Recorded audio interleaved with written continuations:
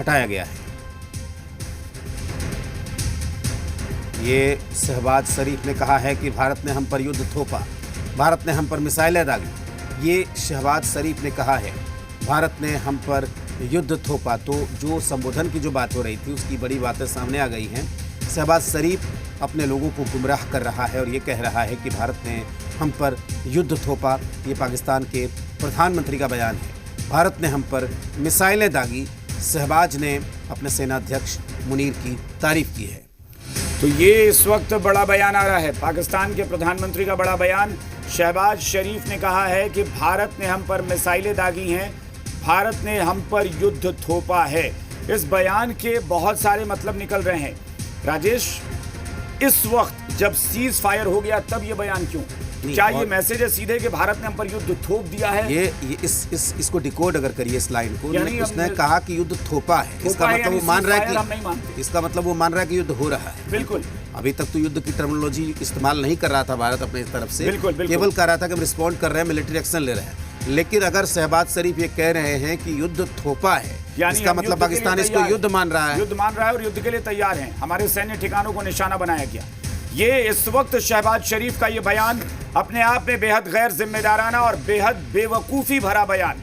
जब एक तरफ वो कहता है कि भारत के साथ सीज फायर करके वो रिश्ते सुधारना चाहता है, बातचीत करना चाहता है, तब शहबाज शरीफ जैसा एक बेवकूफ़ प्रधानमंत्री ये कह रहा है, आकर मीडिया में आकर कह रहा है, देश को संबोधित करते हुए कह रहा है कि भारत ने हम पर युद्ध थोपा है। और युद्ध थोपा इसका मतलब है कि शहबाज शरीफ युद्ध के लिए तैयार है।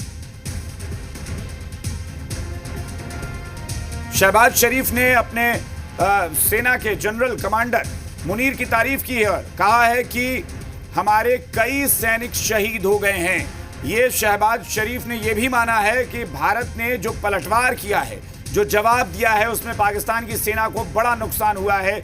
ये शहबाज शरीफ ने। राजेश, जो अभी हम लोग कुछ देर पहले बात कर रहे थे कि कोई दुखड़ा रोकर कहीं और पैसे लेने के लिए, वही तरीका है, और पैसा चाहिए उसे। और पाकिस्तान भीख मांगने के लिए फिर से अपना दुखड़ा सुनाना शुरू कर चुका है।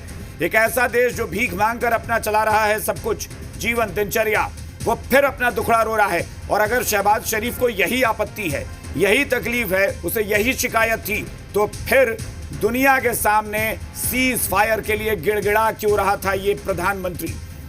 पाकिस्तान का प्रधानमंत्री कह रहा है कि हमारे सैन्य ठिकानों को निशाना बनाया गया है।